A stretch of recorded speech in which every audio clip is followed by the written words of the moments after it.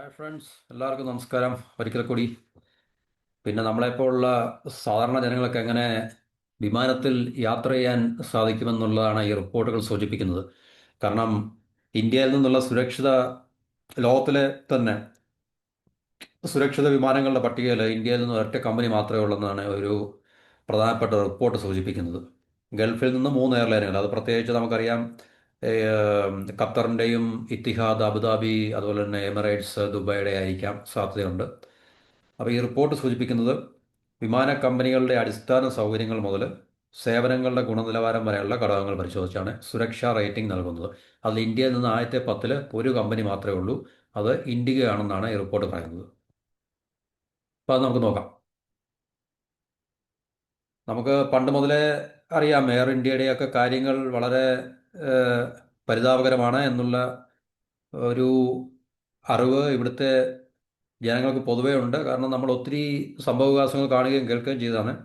ഇപ്പോൾ റീസെൻ്റ് ആയിട്ടുണ്ടായുള്ള അഹമ്മദാബാദ് വിമാന ദുരന്തത്തിന് ശേഷം ജനങ്ങളെ പൊതുവെ ബാധിച്ചിരിക്കുന്ന ഒരു ആശങ്ക അല്ലെങ്കിൽ ഭീതിയുണ്ട്. അതായത് വിമാനയാത്രയെക്കുറിച്ച്. പ്രത്യേകിച്ച് നമ്മൾ ഇപ്പോഴല്ല, നേരത്തെ മുതൽ ഈ എയർ ഇന്ത്യയുമായിട്ട് ബന്ധപ്പെട്ട ഇപ്പം വിമാനങ്ങളെല്ലാം ഏകദേശം മോറോർലെസ് ഒരേ കമ്പനി, ഇപ്പോൾ ബോയിങ്ങും അല്ലെങ്കിൽ എന്താണ് പറയുന്നത്, എയർബസും ഒക്കെ തന്നെ ആണെങ്കിൽ തന്നെയും ഇത് ഇതിൻ്റെ മെയിൻ്റനൻസും ഇതിൻ്റെ ഫിറ്റ്നസ്സും ഒക്കെ കാത്തു സൂക്ഷിക്കുന്നതിൽ വിമാന കമ്പനികൾ തമ്മിൽ ഒത്തിരി വ്യത്യാസമുണ്ട്. അപ്പോൾ അത് ആണ് ഈ വ്യത്യാസങ്ങൾ ഉണ്ടാക്കുന്നതിൽ ഒരു വ്യത്യാസങ്ങൾ ഉണ്ടാക്കുന്ന ചില പ്രത്യേകതകൾ എന്ന് പറയുന്നത്. അപ്പോൾ എയർ ഇന്ത്യ വിമാനത്തിൻ്റെ തകർച്ച ആകാശയാത്ര അത്ര സുരക്ഷിതമല്ലെന്നുള്ളൊരു ഭീതി പൊതുവെ ജനങ്ങളിൽ ഉണ്ടാക്കി. പക്ഷെ തീർച്ചയായിട്ടും, കാരണം നമുക്കറിയാമല്ലോ, നമ്മളുടെ എല്ലാം ജീവൻ അല്ലെങ്കിൽ നമ്മുടെ ബന്ധുക്കൾ, നമുക്ക് വേണ്ടപ്പെട്ടവരെല്ലാം വിമാനയാത്ര നടത്തുമ്പോൾ എല്ലാവർക്കും ഭീതി ഉണ്ടാകാറുണ്ട്. ഏത് വിമാന കമ്പനിയുടെ അല്ലെങ്കിൽ ഏത് എയർലൈൻസിൽ യാത്ര ചെയ്താലും ശരി. വ്യോമയാത്രയിൽ അല്ലെങ്കിൽ വ്യോമ മേഖലയിൽ പൊതുവെ അപകടങ്ങൾ കുറവാണ്. എന്നിരുന്നാൽ തന്നെയും ദീർഘദൂരം ആയാലും ശരി, ഷോർട്ട് ടൈം ജേർണി ആയാലും ശരി, ആശങ്ക ഉണ്ടാകും തീർച്ചയായിട്ടും. പറഞ്ഞാൽ ഇല്ലെന്ന് നമുക്ക് പറയാൻ സാധിക്കത്തില്ല. സുരക്ഷിത എയർലൈൻസുകളെ തിരഞ്ഞെടുക്കുക എന്നുള്ളത് ഒരുമാതിരിപ്പെട്ട നല്ലൊരു ശതമാനം ആൾക്കാരുടെയും പിന്നെ ഒരു വിഷയമായി മാറിയിട്ടുണ്ട്. പക്ഷേ ഇന്ത്യൻ വിമാന കമ്പനികളിൽ അല്ലെങ്കിൽ ഇത്തരം വിമാനങ്ങളിൽ ഇന്ത്യൻ കമ്പനികളുടെ എണ്ണം വളരെ കുറവാണ് എന്നുള്ളതാണ് നമുക്ക് മനസ്സിലാക്കാൻ സാധിക്കുന്നത്. ഇൻഡിഗോ എയർലൈൻസ് മാത്രമാണ് ആദ്യത്തെ 20 എണ്ണത്തിൽ ഇന്ത്യയിൽ നിന്നുള്ളത്. ആദ്യത്തെ 20 എണ്ണത്തിലാണ് കേട്ടോ. അത് എയർലൈൻ റേറ്റിംഗ്സ്.com എന്ന് പറഞ്ഞൊരു കമ്പനി നടത്തിയ പഠനത്തിലാണ് ഈ ഒരു കണ്ടെത്തൽ. അതിൽ എയർ ന്യൂസിലൻഡ് ആണ് ഒന്നാം സ്ഥാനത്ത്. Qantas Air, Cathay Pacific, Virgin Australia, ANA, EVA Air, Korean Air, Alaska Airlines, Turkish Airlines, TAP Portugal, Hawaii Airlines, American Airlines, SAS, British Airways, Iberia, Finnair, Lufthansa, JAL, Air Canada, ഇങ്ങനെയുള്ള കമ്പനികളാണ് ഈ 20 എണ്ണത്തിൽ ആ പട്ടികയിൽ ഉൾപ്പെടുന്നത്. സുരക്ഷിതമായ budget എയർലൈനുകളുടെ പട്ടികയിൽ ഇന്ത്യയിൽ നിന്ന് ഇൻഡിഗോ മാത്രമേ ഉള്ളൂ എന്നുള്ളത് ഒരു വളരെ നമുക്ക് എന്താണ് പറയുന്നത്, ശരിക്കും പറഞ്ഞാൽ നാണക്കേടാണ്. ഒരു ഒരു ആക്ഷേപകരമായിട്ടുള്ള കാര്യമാണ് ശരിക്കും പറഞ്ഞത്. ഗൾഫിൽ നിന്ന് 3 കമ്പനികളുണ്ട്. നമ്മൾ നേരത്തെ പറഞ്ഞ പോലെ തന്നെ ഖത്തർ എയർവേസ്, എമിറേറ്റ്സ്, ഇത്തിഹാദ്. സുരക്ഷിതമായ ബജറ്റ് എയർലൈനുകളിൽ Hong Kong Express, Jetstar, Ryanair, easyJet, Frontier Airlines എന്നിവയാണ് ആദ്യത്തെ 5 സ്ഥാനങ്ങളിൽ. ഈ പട്ടികയിൽ 19ാം സ്ഥാനത്താണ് ഇൻഡിഗോ. 20 എണ്ണത്തിലാണ് ഇന്ത്യയിൽ നിന്ന് 19ാം സ്ഥാനത്തുള്ള ഇൻഡിഗോ ഉണ്ടെങ്കിൽ തന്നെയും ആദ്യത്തെ 20 എണ്ണത്തിലെ ഏറ്റവും 19ലാണ് ഈ പറഞ്ഞ ഇന്ത്യയിലെ ഈ കമ്പനിക്ക് സ്ഥാനമുള്ളതെന്ന് ആലോചിച്ച് നോക്കുക. അപ്പോൾ ഇത് വളരെ ആശങ്ക ഉണ്ടാക്കുന്ന ഒരു കാര്യമാണ്. പൈസ ഉണ്ടാക്കാൻ മാത്രമേ ജനങ്ങളിൽ നിന്ന് വളരെ ഭീമമായ തുക ചാർജ് ചെയ്തിട്ട് ജനങ്ങളെ ഞെക്കിപ്പിഴിയുക എന്നല്ലാതെ ഈ പറഞ്ഞ എയർലൈൻസുകളൊന്നും തന്നെ സുരക്ഷയുടെ കാര്യത്തിലൊന്നും അത്ര കാര്യമായിട്ടുള്ള പരിഗണന നൽകുന്നില്ലെന്നുള്ളതാണ് നമുക്കിനകത്ത് മനസ്സിലാക്കാൻ സാധിക്കുന്നത്. അപ്പോൾ ഈ സുരക്ഷയുടെ മാനദണ്ഡം എന്താണെന്ന് ചോദിച്ചു കഴിഞ്ഞാൽ, വിമാന കമ്പനികളുടെ അടിസ്ഥാന സൗകര്യങ്ങൾ മുതൽ അവരുടെ സേവനങ്ങൾ വരെ, സേവനങ്ങളിൽ ഉള്ള ഗുണനിലവാരം വരെയുള്ള ഘടകങ്ങൾ പരിശോധിച്ചിട്ടാണ് സുരക്ഷാ റേറ്റിംഗ് നൽകുന്നത്. ഇത് അന്താരാഷ്ട്ര തലത്തിലുള്ള ഒരു മാനദണ്ഡം കൂടാണ്. അപ്പം അതിനെ തീർച്ചയായിട്ടും നമുക്ക് പരിഗണനാ വിഷയമാക്കിയേ വരുന്നുള്ളൂ. വിമാനങ്ങളുടെ കാര്യക്ഷമതയാണല്ലോ ഏറ്റവും പ്രധാനപ്പെട്ടതാണ്. ഇപ്പം ഈ സേവനങ്ങളിൽ ഗുണനിലവാരം അല്പം കുറഞ്ഞു കഴിഞ്ഞാൽ തന്നെയും കുഴപ്പമില്ല. പക്ഷേ ജനങ്ങളുടെ ജീവൻ അതുകൊണ്ട് വലിയ പ്രശ്നമൊന്നുമില്ല. പക്ഷേ വിമാനത്തിന്റെ കാര്യക്ഷമത ഏറ്റവും പ്രധാനപ്പെട്ട കാര്യമാണ്.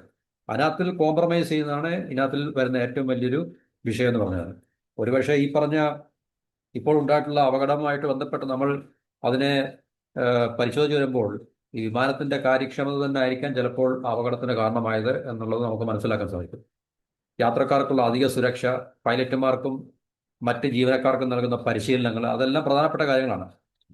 ആധുനിക എയർക്രാഫ്റ്റുകൾ എന്നുവെച്ചാൽ പഴഞ്ചൻ സാധനങ്ങൾ മാറ്റിയിട്ട് പുതിയ എയർക്രാഫ്റ്റുകൾ ഉപയോഗിക്കുക, ഇതൊക്കെ തന്നെ വളരെ പ്രധാനപ്പെട്ട കാര്യങ്ങളാണ്. ഇപ്പൊ ഇന്ത്യയെ സംബന്ധിച്ച് ഈ പറഞ്ഞ പഴഞ്ചൻ സാധനങ്ങളൊക്കെ എടുത്ത് ഉപയോഗിക്കുന്നുണ്ടായിരിക്കും ഇങ്ങനെയുള്ള അപകടങ്ങൾ ഉണ്ടായിട്ടില്ല.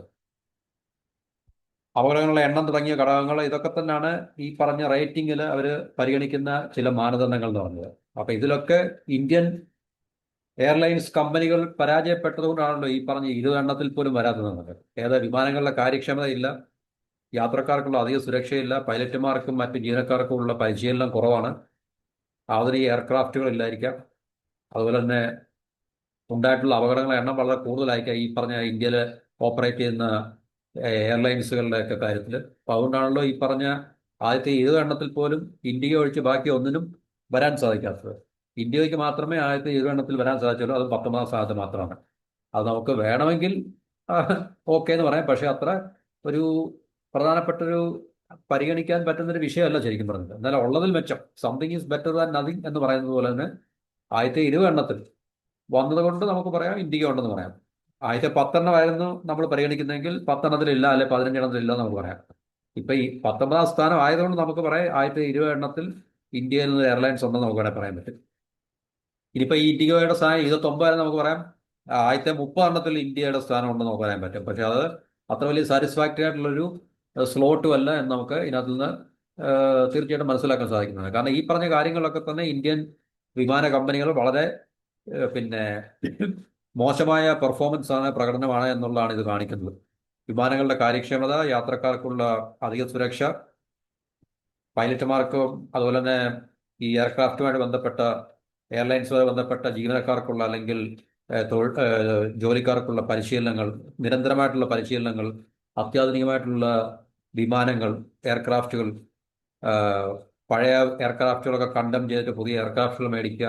അപ്പൊ ഇതിലൊക്കെ ഇന്ത്യൻ വിമാന കമ്പനികൾ വൻ പരാജയമാണ് എന്നുള്ളതാണ് ഇത് സൂചിപ്പിക്കുന്നത്. അതുകൊണ്ട് തീർച്ചയായിട്ടും നമ്മളെപ്പോലുള്ള യാത്രക്കാർക്ക് വിമാനത്തിൽ യാത്ര ചെയ്യേണ്ടി വരുന്ന ആൾക്കാരുടെ ജീവന് ഭീഷണി ഉണ്ടെന്നുള്ള ആശങ്ക നിലനിൽക്കുന്നത്, അല്ലെങ്കിൽ ജനങ്ങൾക്ക് അങ്ങനെ ഒരു ആശങ്കയുള്ളത് തെറ്റാണെന്ന് പറയാൻ നമുക്ക് സാധിക്കത്തില്ല. അപ്പൊ ഇത് വലിയൊരു വിഷയമാണ് ഇന്ത്യയെ സംബന്ധിച്ച്. നമുക്ക് ഇത് നേരത്തെ മുതൽ അറിയാവുന്ന കാര്യങ്ങളാണ്. പ്രത്യേകിച്ച് ഇന്ത്യൻ എയർലൈൻസ് അല്ലെങ്കിൽ എയർ ഇന്ത്യ ആയിട്ടൊക്കെ ബന്ധപ്പെട്ട വിഷയങ്ങൾ പണ്ട് മുതലേ ചർച്ച ചെയ്യുന്ന കാര്യങ്ങളാണ്. ഇപ്പോൾ അത് സ്വകാര്യവൽക്കരിക്കപ്പെട്ടിട്ടുണ്ടെങ്കിലും അതിനകത്തിൽ വലിയൊരു മാറ്റം വന്നിട്ടില്ല.